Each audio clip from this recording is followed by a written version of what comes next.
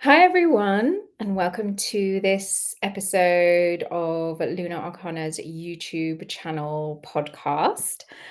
Today I'm talking to Zara Kand, who is an artist, a visual artist, and a chef artist living out here in Joshua Tree. We'll talk more about that in a minute. But Zara is an oil painter, an animator, and a freelance art writer for venues such as Hi-Fructose magazine and ArtNowLA. And she's also the curator, art instructor, and editor of the Gallerist Speaks, and runs the catering company Epicurean Fling. And the links for all of this will be in the box underneath the screen. Zara was born in England and then lived in Amsterdam until she was 9 before she moved to the States. And that's where she's been living for the greater part of her life. And Zara's been creating art since she was old enough to hold a pencil. She's exhibited throughout numerous venues within the US, as well as being featured internationally in many online and print publications. And recently, she was shortlisted for the Women United Art Prize and the Emerging Woman Artist Award, among other nominations and awards. And Zara currently lives here in the California high desert, where she's been planted for the last 9 years. Welcome, Zara. Thank you, Good to have Rohini. you Thank you on. so much for having me. I'm so happy that we're talking. Yeah, because Zara painted the cover of our most recent issue, or issue 6. She painted this very, very provocative and compelling cover, which you did for us. Well, oh, I'm trying to hold it straight. Which you did for us. I kind of was like, "Whoa," and then you just went away and created I this. feel like you really helped create the concept for that design. It's like you knew exactly the feel, and I feel like that main character of the piece, you guided me towards creating that female character, and then some of the other things that we talked about, like the Airbnbs and whatnot. So with you and Martine's help, it really just kind of came together, I feel like. Yeah, I mean, it was such a specific time when we were, there was so much change happening here in the desert, and there still is. But I think it was just this Yeah. intensification. So we were all feeling it, I think. Yeah, Um, yeah. It yeah, was a major transition that we were going through. Yeah. I know. Yeah, well, I mean, it was just, yeah, because we just kind of left you to it, and then you came back with this, and we were like, wow. So So yeah, it was pretty awesome. What did it feel like doing that, having someone else give you a concept to work from? Because I know that, and we're going to talk about this, like you really kind of dive into the depths of your own imagination to create a lot of your work. What was it like to work with someone else's concept? In this case, it was kind of fun because I felt like we were on the same, writing the same wavelength. Yeah, Commissions can usually be pretty challenging. yeah, Maybe other artists feel differently because they like being told, given certain parameters, but I usually don't enjoy them that much because a lot of the stuff that emerges in my work, it's it just kind of comes out, and I don't like to dictate it too much. So when you're given too many instructions, it kind of hinders the natural expression, to come out. But that was not the case with that piece, that's for sure. And we were vibing on like the stuff that was going on too. So I felt like really, like, almost from an activist standpoint, like, yeah, let's get those fuckers. let's do it. I know. It's and like when I see this issue now in the shops and stuff, it's like all this kind of in the kind of very trendy shops, and then there's with all the stuff, and then there's like here she is. Oh, I'm trying to hold it straight. I think I'm holding it straight. Sorry, see it I'm see it like doing that, yeah. yeah. and she's definitely kind of like, okay, She's I'm here. fierce. She is fierce. Yeah. Yeah. And she speaks volumes through her poise and her expression. So yeah. And there's another one of your paintings in there, which we'll leave as a mystery for people. Oh, yes. Well, whoever hasn't picked up a copy of that issue, have you done another one? I don't think you've done another No, one we haven't since, done right? another one since. We're kind of in the process of changing things up even more, so more to be revealed on that. Um, but I wanted to ask you, so with your early years growing up in well, in London and then Amsterdam, and just being in Europe and then moving to the States and now doing the work that you do, how have those early years influenced your art? Well, I don't know that I can say that those specific locations in and of themselves have changed the way that I do things today or would do things today. You know, because a lot of my work, it's a reflection on just the culmination of my experiences, which could have happened, I guess, in any given location. But um, I suppose there's a couple factors that I could acknowledge. First of all, the reason why I was born and raised there is because my parents are musicians, and so that's where they were busy doing their work at that time. So because of their profession, I was surrounded by a lot of super creative, people, lots of Yeah. weirdos and just eccentric types, which I'm sure that's must have affected me.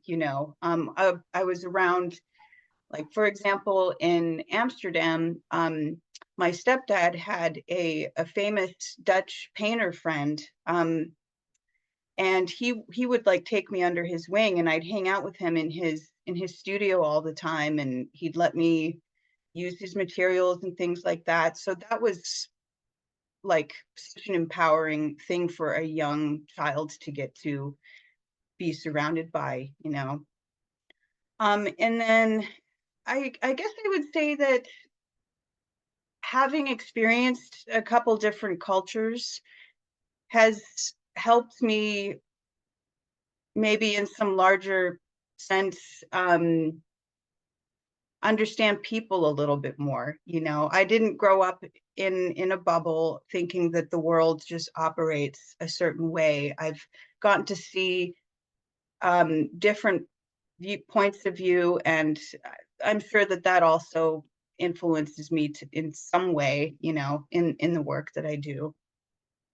Yeah, I mean, it all just kind of seeps in by osmosis without us even realizing, and then it's like, then suddenly we become aware, like, oh, this kind of reminds me of that very early, like it's got this sense of this very early memory.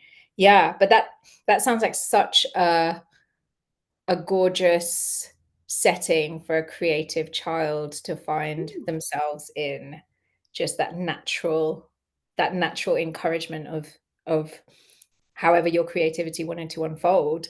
Um, yeah, and it definitely unfolds. You're prolific. And I know you're kind of working on a book at the moment about your creative process, aren't you?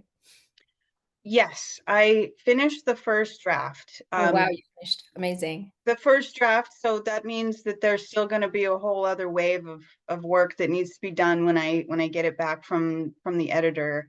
It's been such a long process trying to write this book. As an art writer, I'm so used to just flinging out like a couple pages here and there, but writing a book, it's a whole different skill set almost. Yeah. Um, I actually tried to write a book about the creative process when I still lived in LA. This was, I finished a draft of that about 10 years ago. And so I was like 27, I'm 37 now. And I was actually I didn't know anything about writing yet. And I was actually already sending it without having gotten it properly edited to like different publishing houses and things. And of course, no one would take it because it was really, really shitty.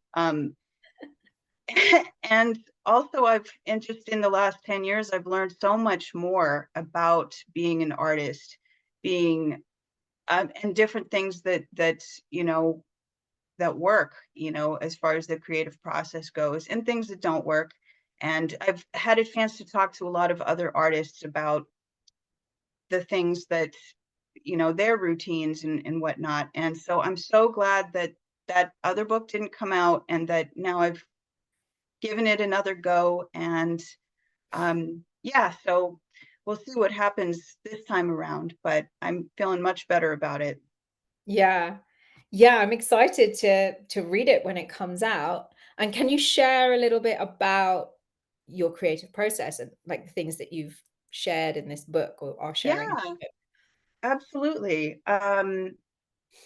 So by when you say creative process, I'm assuming you don't mean like from the minute that I sit down at a fresh canvas and begin painting. You're talking about the process of coming up with ideas and things like that. Yeah, I mean, I guess, yeah, I'm talking about it more from the generic sense of creating anything. So whether it's a piece of a painting or another piece, visual art or writing or cooking something, because your the food that you cook and the way that you present them is also it's art as well. Um, so just yeah, I mean, I guess let's start with the kind of more generic kind of any kind of creation that wants to come through, and then let's talk a little bit more then about your paintings in a moment. Sure.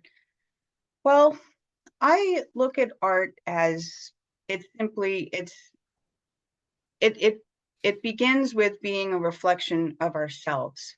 So I feel like a lot of the process of an artwork, it's happening without us really knowing it, just by the things that we integrate into our life, and the inner workings um of our subconscious.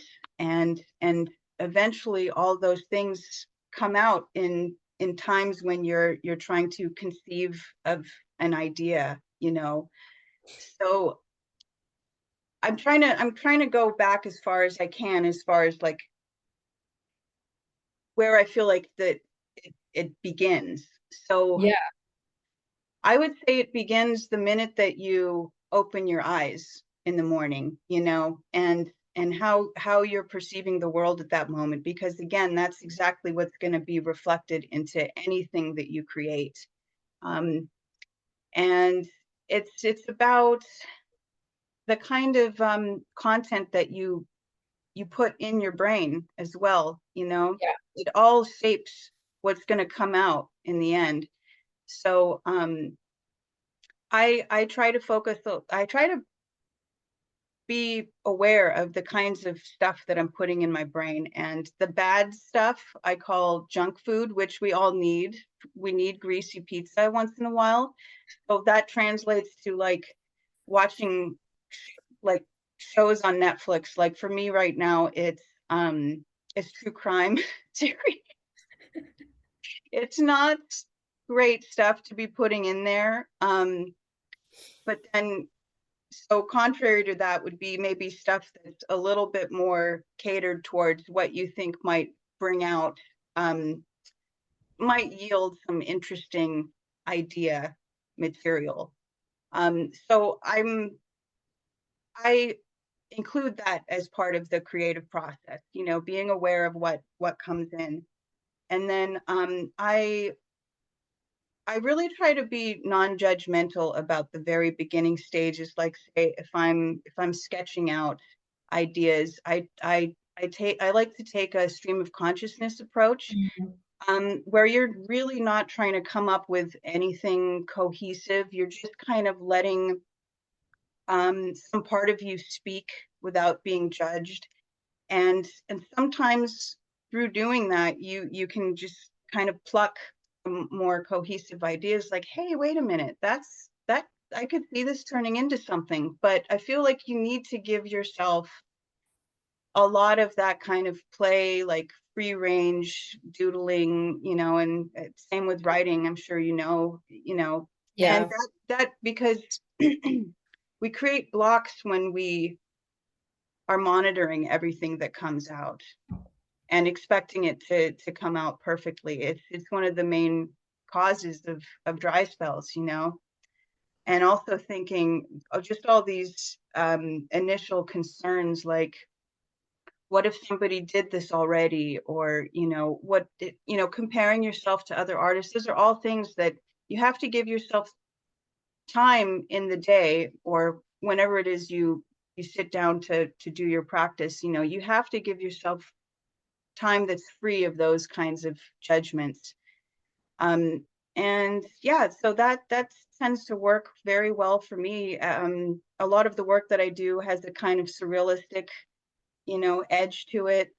And I like to get kind of out there. So so I do a lot of sketching. Sometimes the ideas will just like show up like a lightning bolt in my head. And I love it when that happens, because I can Mm. the entire image and concept and it's just right there. Other times I have to kind of piece together different ideas to come up with a, a, a whole piece. So yeah. Yeah. Yeah. Can you No, think I mean, there's so much there. Everything, some of the, yeah, things that you've just shared are so rich. And, I just want to be like, oh, write that down, take notes. But it's like, oh, it's well, buy being my book recorded. in about 2 years. I'll give you a copy, actually. Yes. No, but it's so holistic, Mm. what you've just spoken to. And so much of it resonates for me, just in terms of that kind of, well, first of all, that creative process really begins when you open your eyes. And Mm. just we are awake and we're aware and we're interfacing with being awake and in the world, and that is a creative act in itself. And then I love how you're saying, just the things that you put in and giving yourself permission to occasionally put in the junk food, but in general being pretty healthy in terms of, Yeah. you know, and yeah, and that kind of that permission, the giving of permission, that non-judgmental permission to play is such an important, because we get so serious, whether or not we're Yeah. painters and whatever it is that we do. It's like, oh, I've got to make this piece has to be like, there's so much pressure on this thing that just wants to come through us. Yes, really. I mean, I see artists really beating themselves up over, just yeah, putting so much pressure on themselves, and to where they'll remain stagnant for, years, because they're afraid of what's going to come out. And a lot of times I get asked too, like, how come you're so good at all these different things? And I would say I don't think that that's necessarily that's not how I would put it. I think I'm just less afraid of messing up. And so I tend to try a lot of things, and I find so many things about the world inspiring, and I'm curious. And so I'm like, hey, that looks interesting. Let's give that a go, and it's led me, by being open like that, it's led me on some pretty interesting career paths.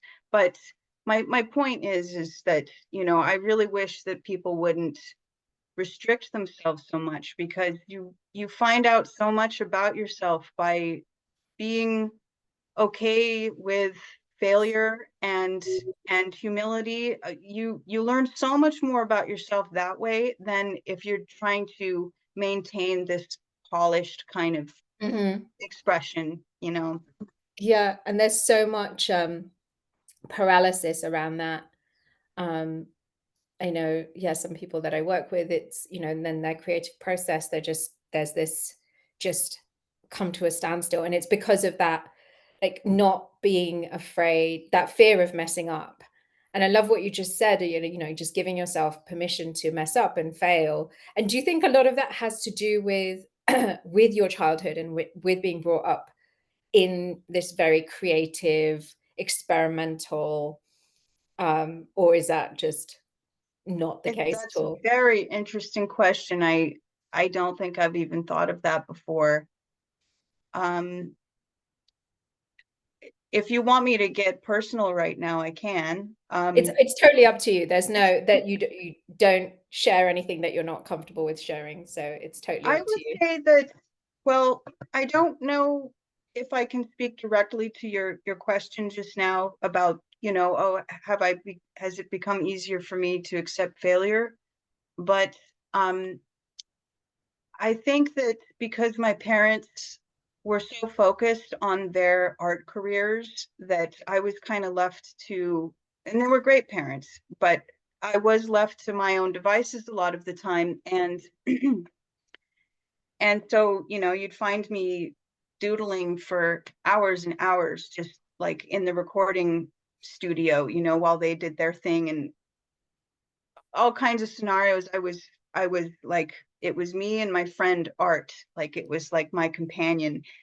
And I also was rewarded for my creative behavior Mm, by my parents because they were artists as well. So they really appreciated that. So I got a lot of positive attention from that. And so I think it made me ultra ambitious. It made me the ultra ambitious person that I am today, because I, maybe in some way, it's my way of feeling like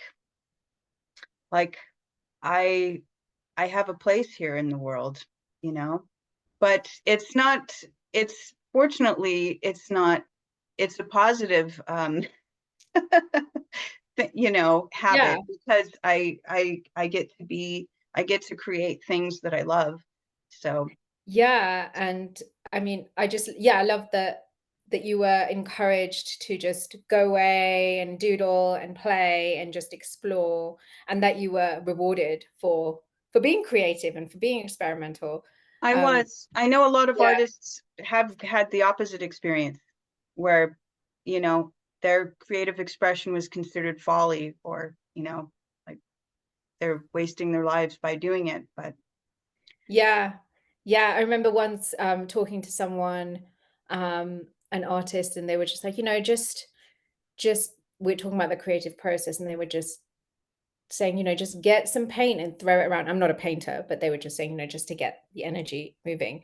And that just brought up so much visceral fear because that was like forbidden. Making a mess and oh, playing in that way and just being wild. I mean, I've kind of put that to rest in many other ways, but still the thought of like throwing paint around and it was like, wow, that's something to look at because my body went into like this kind of extreme freeze of like, oh, I can't do that. because you Um, weren't given permission to yeah, and just before. really Yeah. punished for making a mess while being creative and playing as a child, which is essentially what being creative in any way is all about. It's like making a mess, failing, doing the wrong thing, da da da da da, and all the things that you're just talking about, that that giving yourself permission to do these things, and Hmm. just not judging that and knowing it as part of something bigger. Yeah.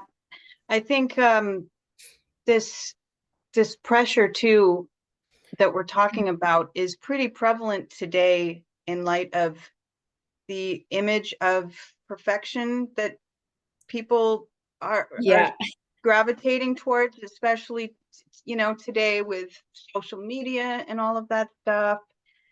So I specifically, in the book, I share a lot of my vulnerabilities, and it's by the way, it's I wrote the book from the perspective of, not that I'm this super expert on art, and that I have all the answers, but more just sharing my experiences, because I have been doing art my entire life. So mhm.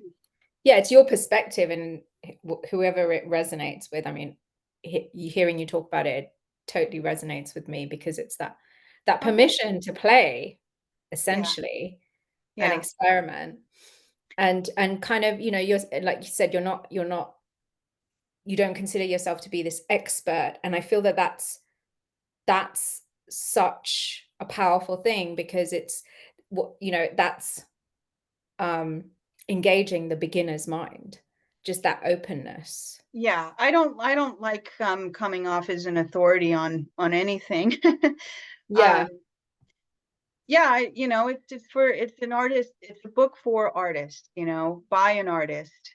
And um so by sharing, by not being afraid to share some of my failures and shortcomings in the book, I also feel like I'm kind of fighting against this really, bizarre mentality that is engulfing culture, just Mhm. and it's really um making it hard for artists, because it's kind of training them to compare themselves all the time. But what you Mhm. see out there in the digital world, it's so, like, it's glorified, it's polished, it's not reality, you know. So I do Yeah. like pointing things out like that in the book. And then I also make a big point of it too, that going back to art being a reflection of ourselves, that means, if that's true, then that means you have to put some effort into knowing yourself, knowing who you are. And I feel like a lot of the things in today's culture, it's almost seems like there's all these energies trying to pull you further and further away from yourself as much as possible, with cell phone addiction and social media and antidepressants and just all of these things. But all of these pains that we don't want to feel, I tell you, man, that is such rich substance for Mm. art. It's there's gold in that stuff. There's golden in them their painful hills. I know, Yeah, it's so true, it's so yeah. true. I mean, that's such a big part of how I see things and how I approach things, and Mm-hmm. and as you say, just then reflected in what I put out in the world, and I can see that Mm-hmm. in your work, and I feel that that's why we resonated. Like, it was like, Mm. "Oh, yeah, Zara's gotta do, the cover," and it is this kind of, like you say, this, like, we're being pulled away from ourselves, like you put it so beautifully, and being an artist and being the kind of the pressure to be constantly present in the digital space in this kind of very performative way. Mhm. Because I think, like, because as I said, I'm not a visual artist like you, but just in terms, I just think I don't know how I don't for me, approaching like social media and the digital space is like, I'm going to do it according to my capacity, because I would rather be, spending the majority of my energy on the work rather than, like, I don't know. But then some people view it as like social media as being that. Oh, Um, my for goodness. me, it isn't that, because I find it draining. My Yeah. concentration and my energy finds it draining, and that will be different for different bodies and different people. Um, but yeah, so how do you kind of balance that of just like that energy of spending time on social media to share and all these kinds of things Mm. without it draining you? If it drains What's that? if it drains you, it may not. Oh, yeah. I admit this in the book as well, that years ago, when I left Facebook, but I'm on Instagram now, but I did have an unhealthy relationship with Facebook, and um I had to step away from it, and I've had time to reflect on just how much I've actually I realized that if you go, like, say you wouldn't walk into a space all the time that just is always going to make you feel crummy, like, at least not voluntarily. Maybe jobs can be like that, but so, and I noticed I would just feel negative every time I was on there, because I'd start comparing myself to what other artists were doing, and it would just, yeah, it was messing up with my esteem. um So I'm glad to have, I definitely had to detach.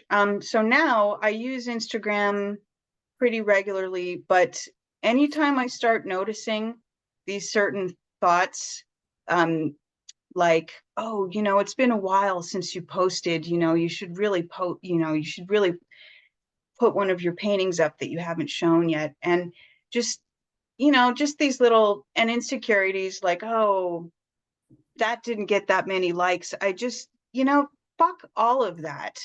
That just, that has the creative process shouldn't have any space for those kinds of thoughts. The real work is when you're with yourself and you're tuning into yourself and just being honest and raw and not really thinking about what someone who you don't know on the other side of a screen is gonna, what they're gonna think. And I know it's way easier said than done, but yeah. So what was your question again, though?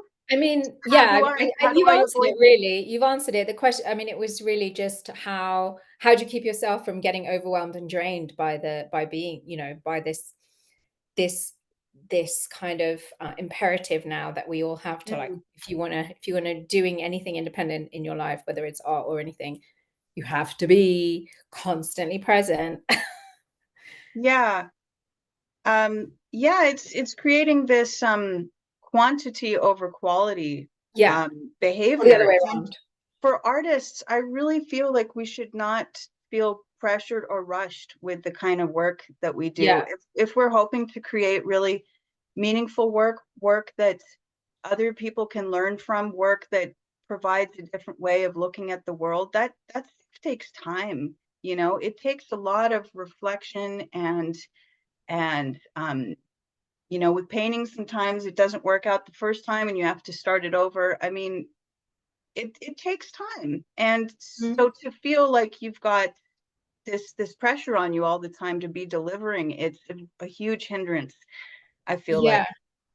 Yeah, it is. It kind of and this is kind of work that I'm doing just in my own space with the people, with clients that I work with, just unhooking being creative from being productive, because it's like when you're being creative, you're not this machine that's just constantly producing and just, Hmm. that kind of constantly having to perform and produce the Right. numbers game.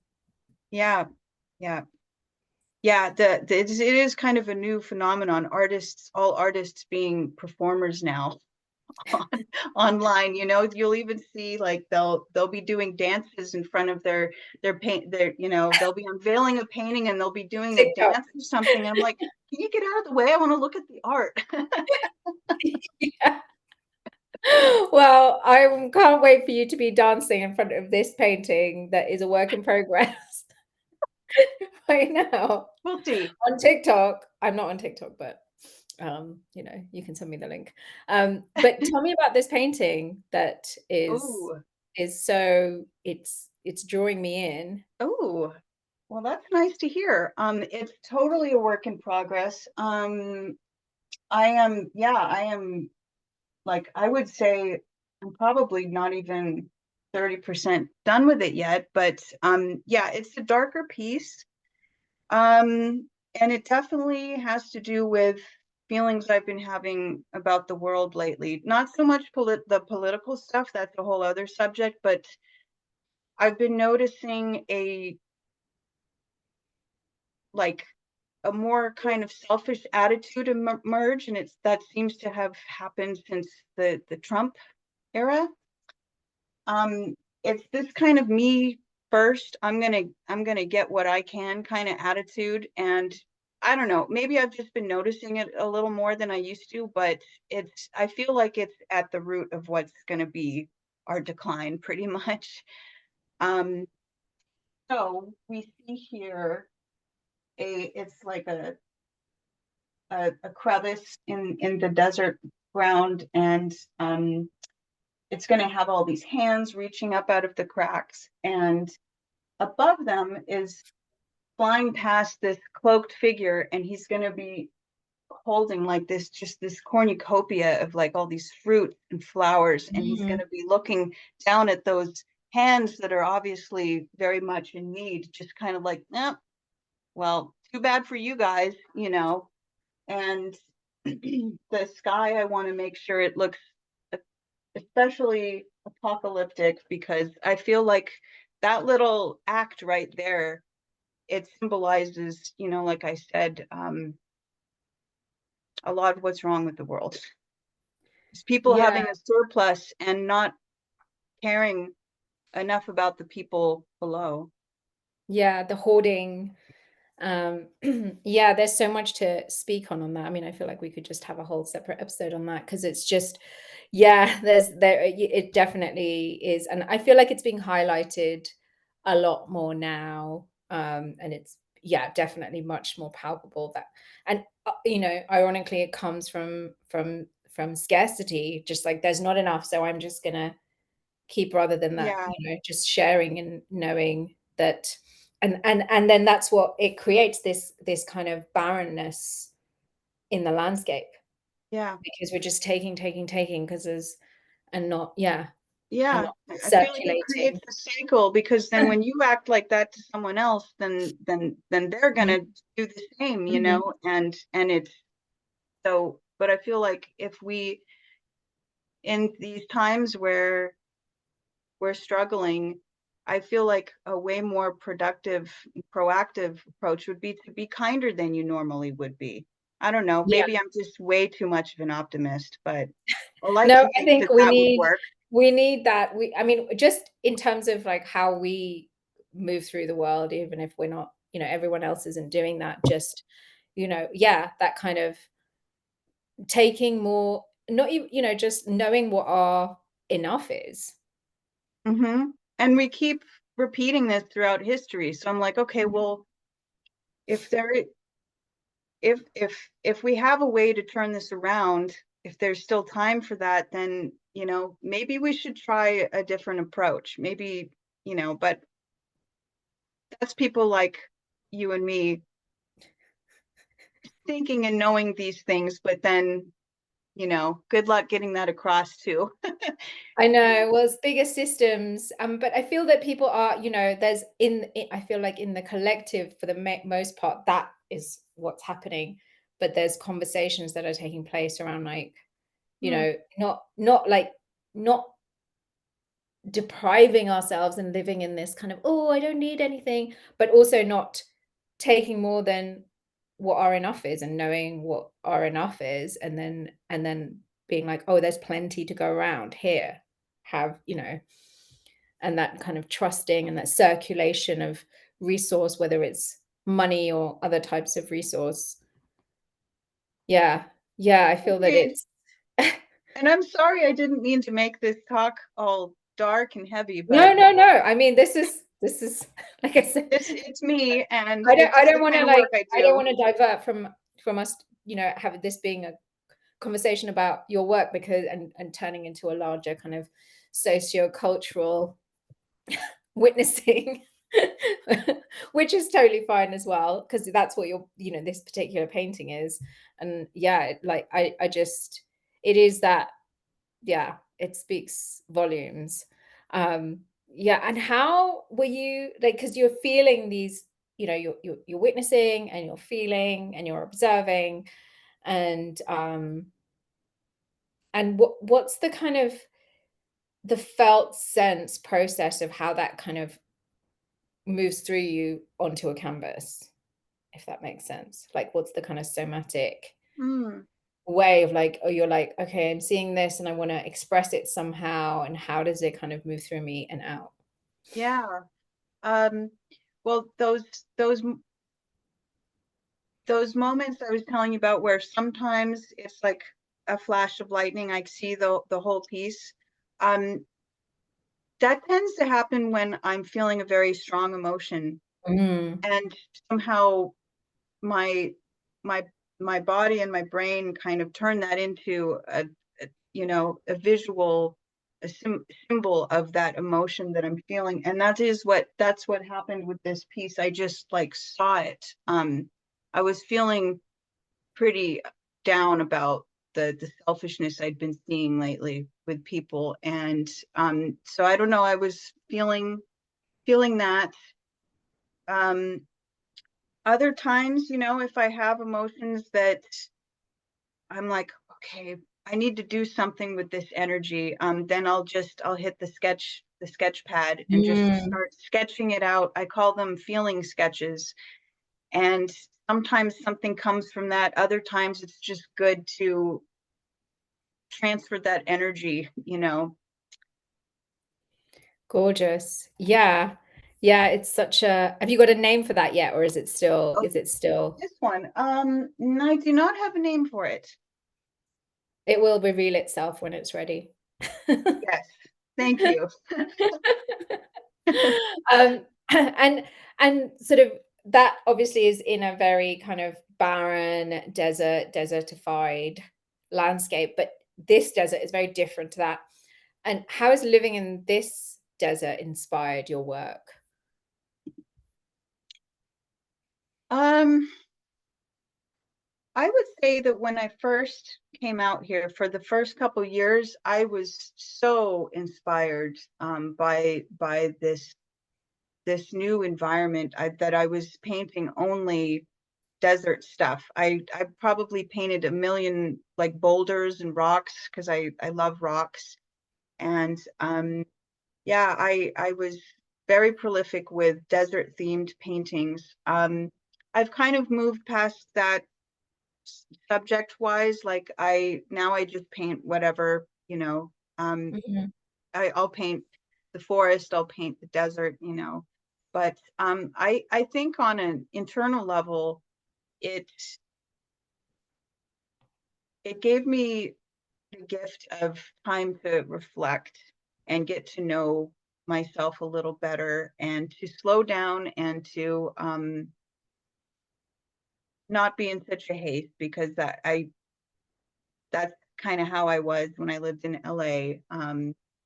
And yeah, it helped. I think I have a lot healthier relationship with myself as a painter now because of living out here. And I hear a lot of people say that, actually, Yeah. you know, that it's helped them tune into themselves a little bit more and face themselves, look at things that are uncomfortable, you know, but that it ends up being like a really great, um, you know, self-developmental thing for them. And I can certainly relate to that. Yeah, same here, same here. Just it makes you just look at all the things that you've been avoiding your whole life, and then you come here and you're like, "Oh." There's nowhere to hide. It's like it's all here. Yeah, I know, because it's same with me. It's like when I first moved here, it was everything that I was writing about and was all, you know, very desert themed, and it still is to a certain degree, but less so. But now it's just much more like this in it's just doing its what it has always been doing its work internally, but now it's just much more of an internal process. Mm, Now it's writing about different things and yeah, cool. processing different things, but it definitely and I mean, obviously, of course, as we know and we've talked about, and this last issue is it's a theme of the last issue, like this area is changing so rapidly and becoming faster paced. Regard, you know, even though the desert is the desert, but the pace is definitely quickening. It has, yeah. And you know, when you're kind of out in the desert, you don't feel it, but when you go into kind of town, etc. Um, and is that impacting kind of on this this felt sense level impacting your work in any way? Um, I don't think it is, because I've managed to create a kind of bubble Yeah, of same here. that is my home, and it's kind of like when I step inside my home and my studio and everything, it's like the rest of the world doesn't exist. Yeah. And I travel all kinds of places in my mind, you know, when I'm here in my space, you know. Um, so I don't feel as impacted. I think if I was living in the city and hearing all the sounds all Mhm. the time, that would pull me out of my little realm that I've got going. But I definitely feel a little less free to go out and hit up some of the trails thinking, it's going to be busier than it used to be. And so, and I do really well when I spend time in nature. Same. It's very refreshing for me as an artist. And I guess now that you're asking, I guess I can say I don't go on as many hikes and things as I used to. That's kind of a shame. But like I only live about 6 miles from the Joshua Tree Park entrance, and it's good luck getting in there in under 15 minutes or 20 minutes or something on nicer weather days. So Yeah. it's all good. I've got a beautiful mountain range to look at from my studio window, and yeah, I can't Yeah. complain. Yeah. No, I hear you. I think it's just that we create these bubbles, these havens that we kind of walk into and we get transported into our own little timeless vortex. Yes, I love it so much. And so you're also a professional chef, caterer, and you run Epicurean Fling, which is a very thriving catering business, which you run single-handedly. And I've tried your food and your cakes, which are just a work of art. I'll put the Oh, link thank to you. Epicurean Fling. Um, like when you look at Zara's cakes, you'll know that she's an artist because then it's not just like some cake. So how do you make time to do all your work as a painter and a writer? And you've just written the first draft of a book, and you're running a catering business. Mm, yeah, it's challenging. I think the way that I've managed for these years is just being really smart about and organized about my schedule, how I plan my days out. Um, I let's see. I lately I've been noticing if I'm wearing 3 different hats in a day, that's and I've been doing that for, many days out of the week. That's kind of what I do. And I'm deciding like I kind of need to stop that because that's been driving me a bit crazy. It's like I'll be a painter in the morning and then a writer in the afternoon and then a caterer at night. And yeah, it's a bit taxing. But yeah, I've been so in this jigsaw puzzle that is my life. I'm seeing ways of kind of refining my path a little bit. I've been working. The catering has been awesome, by the way. It's totally a different um, form of creativity. That's it's been fun, and it forces my introverted self to get out and interact with people, which is very good for me. Um, and also, it's made it so that I can rely on that for my income rather than my paintings, um, which I think is a great thing for a painter when they don't have to be producing with the Yeah. stress of making money.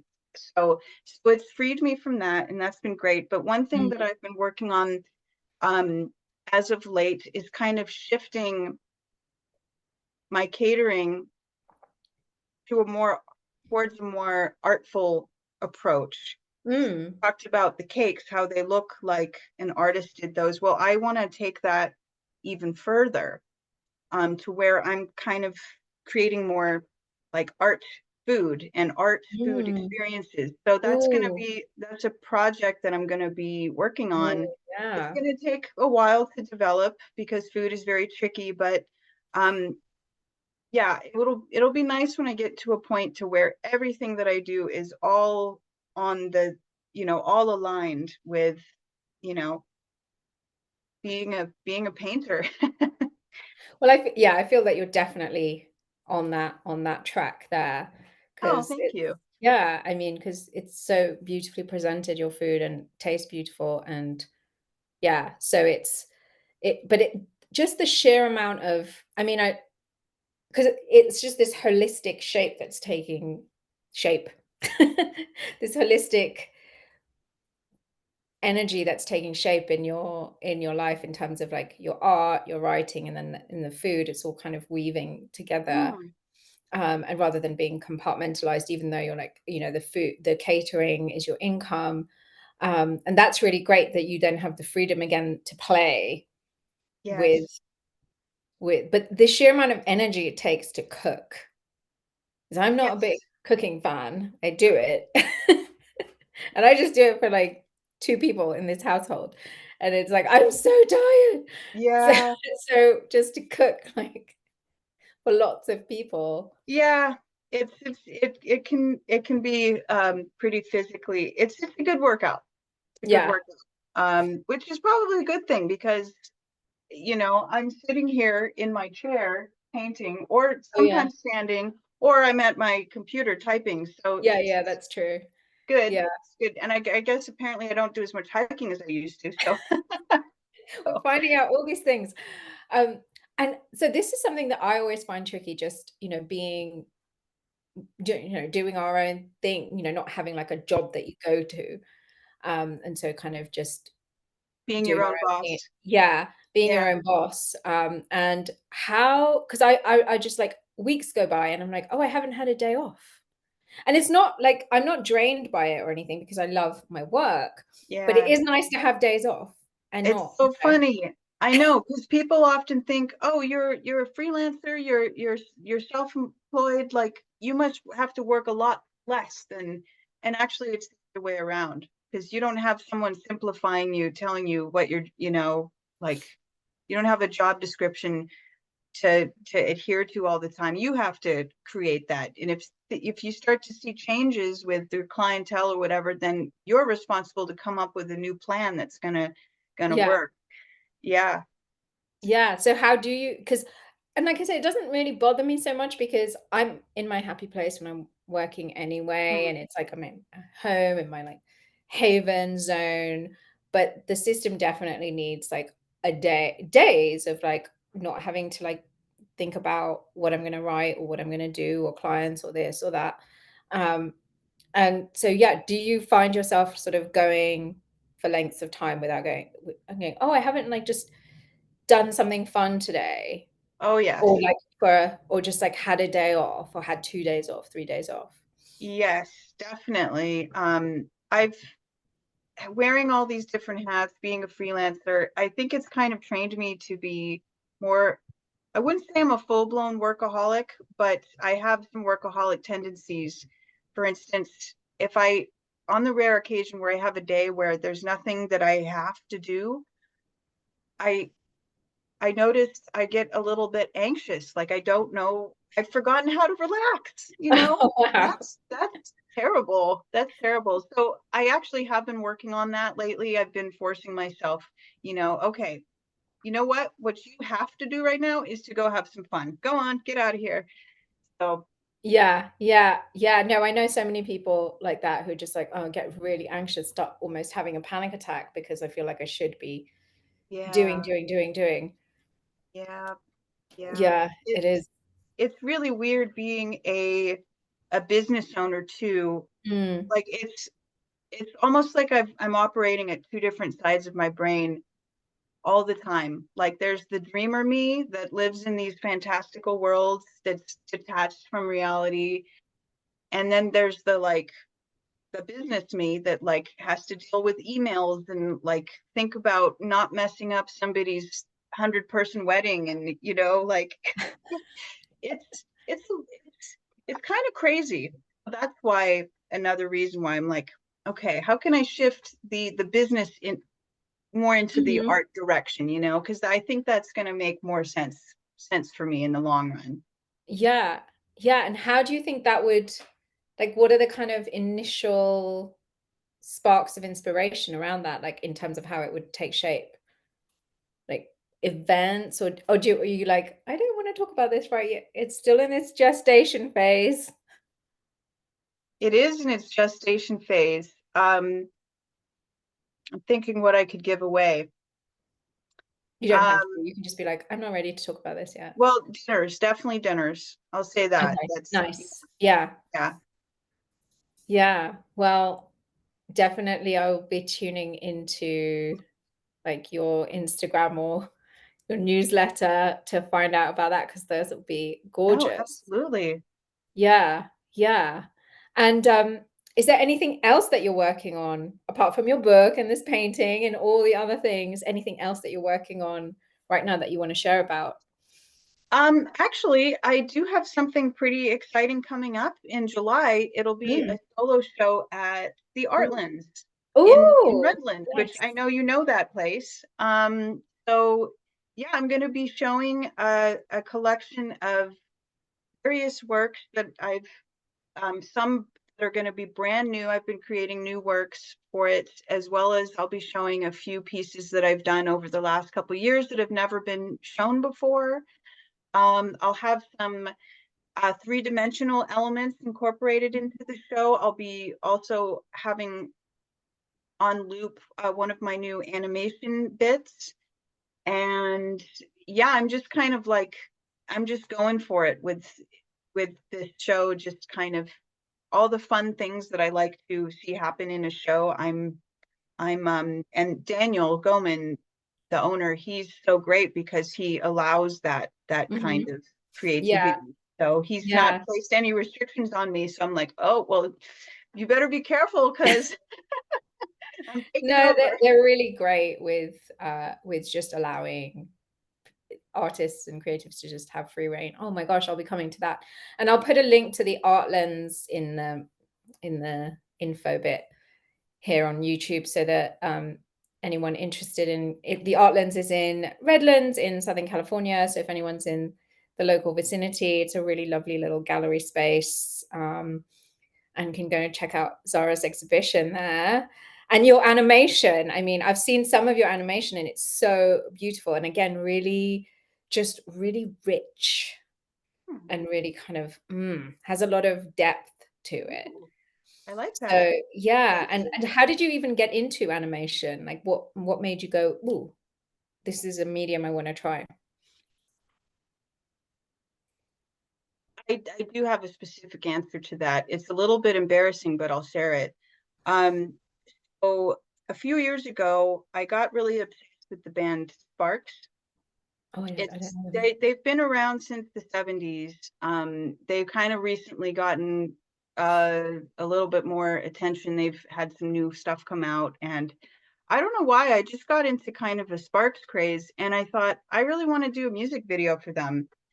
And and I thought, and I have thought about doing hand painted animation before, and I know it's not a super like prevalent art form actually. I think because it takes so long to do that not every artist is willing to torture themselves like that.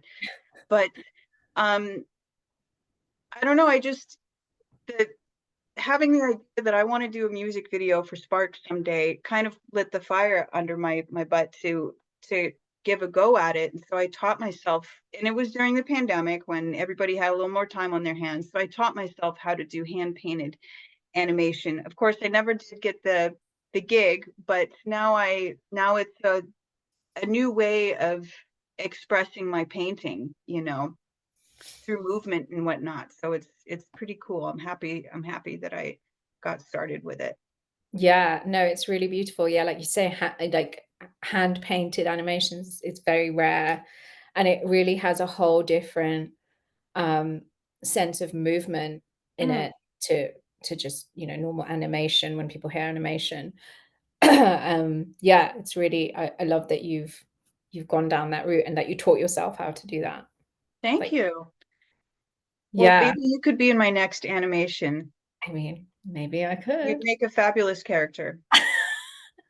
I have a limited range of capacity for animated movements, but You'd be great. I would love it. Thanks, Zara. Yeah, so I think, I mean, I feel like there's more that we could talk about in relation to that painting, and maybe, yeah, we'll just leave that for today. Yeah, we've gone over a lot, and I feel like we could keep going for hours, but Yeah, this usually we happens don't when want to punish the audience too much. So well, thanks everyone for tuning in. I hope for any of you who are not familiar with Zara's body of work that you become curious and start finding out more about her. I'll put all her links, and you can follow her on Instagram, sign up to her newsletter, get her to cater your parties if you're here in the high desert.